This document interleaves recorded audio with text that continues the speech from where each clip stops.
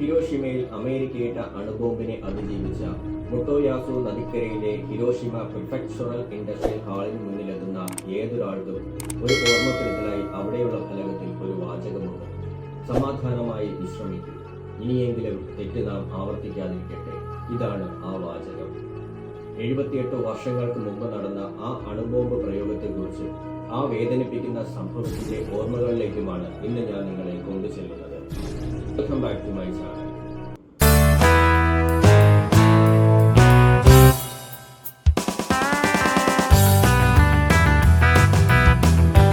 New മെക്സിക്കോയിലെ Los Alamos research സെന്ററിൽ top secret mission Manhattan project എന്ന പേരിലായിരുന്നു എല്ലാം ചുട്ടുചാമ്പലാക്കാൻ കഴിവുള്ള അണുബോംബുകൾ നിർമ്മിച്ചത്. ഭൗതിക ശാസ്ത്രജ്ഞനായ ആൽബർട്ട് ഐൻസ്റ്റീന്റെ ആപേക്ഷിക സിദ്ധാന്തവുമായി ബന്ധപ്പെട്ട എല്ലാവർക്കും അറിയാവുന്ന ഒരു സമവാക്യമാണ് E=mc² എന്നത്. ഇതേ സിദ്ധാന്തം തന്നെയാണ് ആറ്റം ബോംബിന്റെയും അടിസ്ഥാനം. E=mc² എന്ന ഫോർമുല വ്യക്തമാക്കുന്നത് the energy release in an atomic bomb എന്നാണ്. 1939 ആൽബർട്ട് ഐൻസ്റ്റീൻ അന്നത്തെ അമേരിക്കൻ പ്രസിഡന്റിന് എഴുതിയ ഒരു കത്ത് ആയിരുന്നു ആറ്റം ബോംബ് നിർമ്മിക്കാനുള്ള മൻഹട്ടൻ പ്രോജക്റ്റിലേക്ക് എത്തിയത്. ആറ്റം ബോംബിന്റെ പിതാവ് എന്നറിയപ്പെട്ടിരുന്ന ഡോക്ടർ റോബർട്ട് ഓപ്പൺ ഹീമറിന്റെ മേൽനോട്ടത്തിലായിരുന്നു ആ ഗവേഷണം. 1945 ജൂലൈ 16 ആ പ്രോജക്ട് വിജയത്തിലേക്ക് എത്തി. ന്യൂ മെക്സിക്കോയിലെ അലാമോഗോഡ മരുഭൂമിയിൽ ലോകത്തിലെ ആദ്യത്തെ പ്ലൂട്ടോണിയം അണുബോംബ് പരീക്ഷിക്കപ്പെട്ടു. ട്രിനിറ്റി ടെസ്റ്റ് എന്ന് പേരിട്ട ആ പരീക്ഷണം വിജയകരമായിരുന്നു. അങ്ങനെ 1945 ഓഗസ്റ്റ് 6 ജപ്പാനിലെ ഹിരോഷിമ നഗരത്തിൽ വേനൽ ശക്തമായിരുന്നു. സൂര്യൻ നന്നേ തിളങ്ങി കാണപ്പെട്ടു. എന്നിരുന്നാലും അതൊരു സുഖകരമായ ദിവസമായിരുന്നു. ഒരു സാധാരണ തിങ്കളാഴ്ച രാവിലെ 8 മണിക്ക് ആളുകൾ അവരവരുടെ ഓഫീസുകളിലും കുട്ടികൾ സ്കൂളുകളിലും എത്തി. അതിനിടയിൽ ചിലർ അമേരിക്കൻ ബോയിംഗ് B-29 വിമാനം ആകാശത്ത് കണ്ടു. ഒടുവിൽ 8:15 വിമാനത്തിൽ നിന്ന് എന്തോ ഒരു വസ്തു താഴേക്ക് വീണു.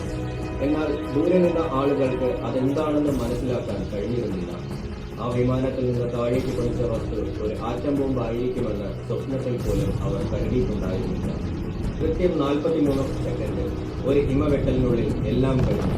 നഗരത്തിലെ ആയിരക്കണക്കിന് ആളുകൾ അവരവരുടെ ജീവിതത്തിന്റെ അവസാന നിമിഷങ്ങളിൽ ഒരു അന്ധമായ വെളിച്ചം കണ്ടു. ബോംബ് സ്ഫോടനം തൽക്ഷണം തീഗോളം സൃഷ്ടിച്ചു. 1000 സൂര്യന്മാർ ഒന്നിച്ച് പ്രകാശിച്ചതുപോലെ. എന്തിനാണ് അമേരിക്ക ഹിരോഷിമയിലേക്കും നാഗസാക്കിയിലേക്കും അണുബോംബുകൾ വർഷിച്ചത്?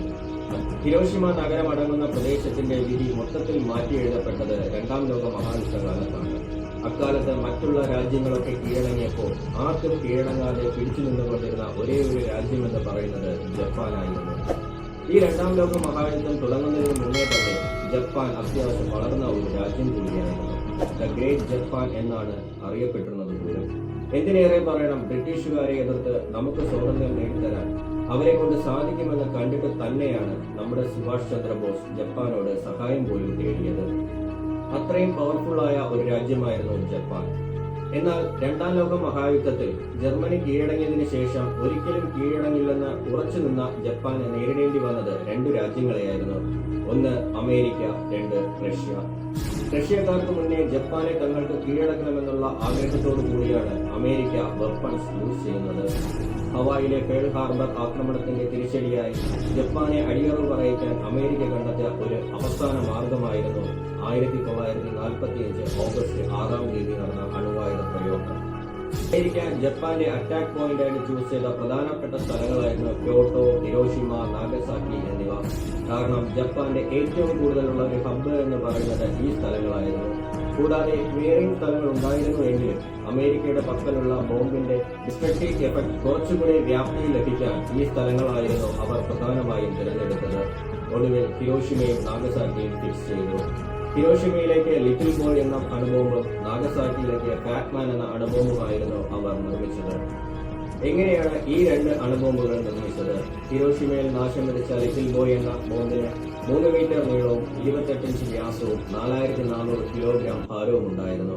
യുറേനിയം 235 ഐസോട്ടോപ്പിൽ ലെഡ് ആവരണമുണ്ടായിരുന്ന ലിറ്റിൽ ബോയ് 15000 ടൺ TNT അളവിൽ ഊർജ്ജം ഉത്പാദിപ്പിച്ചത് ന്യൂക്ലിയർ ഫിഷൻ പ്രോസസ്സിലൂടെയാണ്. ഹിരോഷിമയിലെ വലിയൊരു വിഭാഗം ജനങ്ങളെ ഒറ്റയടിക്ക് ഇല്ലാതാക്കി കളഞ്ഞു അന്ന് ലിറ്റിൽ ബോയ്. അടുത്തത് നാഗസാക്കിയിൽ നാശം വിതച്ച ഫാറ്റ്മാൻ എന്ന അണുബോംബ്. അതിന് 3.3 മീറ്റർ നീളവും, അതായത് ലിറ്റിൽ ബോയേക്കാൾ അല്പം കൂടി നീളം കൂടുതലും, 60 ഇഞ്ച് വ്യാസവും, 4898 കിലോഗ്രാം ഭാരവും ഉണ്ടായിരുന്നു. ചുരുക്കത്തിൽ ഈ ബോംബ് ലിറ്റിൽ ബോയേക്കാൾ കുറെ കൂടെ വലുതായിരുന്നു. പ്ലൂട്ടോണിയം 239 ഉപയോഗിച്ച് നിർമ്മിക്കപ്പെട്ട ഇതിൽ ഇംപ്ലോഷൻ ബോംബിംഗ് കോൺസെപ്റ്റ് ആണ് ഉപയോഗിച്ചത്. 21,000 ടൺ TNT ഊർജ്ജമാണ് ഫാറ്റ്മാൻ നാഗസാക്കിയിൽ ഉൽപ്പാദിപ്പിച്ചത്. ബോയിംഗ് വിഭാഗത്തിൽപ്പെട്ട 2 ബോംബർ വിമാനങ്ങളെയാണ് വിക്ഷേപണത്തിനായി അമേരിക്ക ഉപയോഗിച്ചത്. ഫാറ്റ്മാനെയും കൊണ്ട് നാഗസാക്കിയിലേക്ക് ബോക്സർ B-29 ബോംബർ ഫ്ലൈറ്റും ലിറ്റിൽ ബോയെ വഹിച്ചത് എനോള B-29 ബോംബർ ഫ്ലൈറ്റുമായിരുന്നു. പുലർച്ചെ കൃത്യം 2:45 ആയപ്പോൾ ടിനിയൻ ദ്വീപിൽ നിന്നും ഇവ ടേക്ക് ഓഫ് ചെയ്തു. ലിറ്റിൽ ബോയ് എന്ന ഹിരോഷിമയുടെ അന്തകനെയും വഹിച്ച വിമാനം 8 മണി കഴിഞ്ഞപ്പോൾ ജപ്പാന്റെ അതിർത്തിയിലേക്ക് കടന്നുവെന്ന് റേഡിയോ അറിയിപ്പ്. 43 സെക്കൻഡ് മാത്രമായിരുന്നു ലിറ്റിൽ ബോയ് എന്ന ആറ്റം ബോംബിന് 3860 അടി ഉയരത്തിൽ നിന്ന് നിലം തൊടാൻ വേണ്ടി വന്നത്. ഹിരോഷിമയ്ക്ക് 599 മീറ്റർ മുകളിലെത്തിയപ്പോൾ അത് പൊട്ടിത്തെറിച്ചു. 1000 സൂര്യൻ ഒന്നിച്ച് പൊട്ടിച്ചിതറിയതുപോലെ. 3 ലക്ഷത്തിലധികം പേർ വസിച്ചിരുന്ന ഹിരോഷിമയിലെ ആളുകളിൽ പലരും വെന്തുരുകിപ്പോയി. ജീവനോടെ ശേഷിച്ചവർ പലരും വികരണത്താൽ നരകിച്ച് ഇഴഞ്ഞ് പുഴുത്തു മരിക്കുകയുണ്ടായി. ലക്ഷക്കണക്കിന് ആളുകൾ അംഗവൈകല്യമുള്ളവരായി മാറി.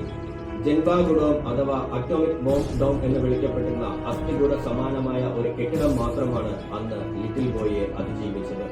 ഇന്നും സന്ദർശകർക്ക് നൊമ്പരപ്പെടുത്തുന്ന കാഴ്ചയായി അത് ജപ്പാനിൽ നിലനിൽക്കുന്നത്. ഹിരോഷിമയ്ക്ക് പിന്നാലെ ഓഗസ്റ്റ് 9 നാഗസാക്കിയിലെ ബോംബാക്രമണം. അന്ന് ഫാറ്റ്മാൻ എന്ന അണുബോംബ് അവിടെ കൊന്നൊടുക്കിയത് 40,000 പേരെ.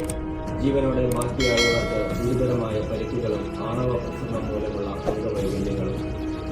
ഈ 2 ഇടങ്ങളിലും കൂടെ മരിച്ചവർ ഏകദേശം 3.5 ലക്ഷം പേർ ഏറെയാണ്.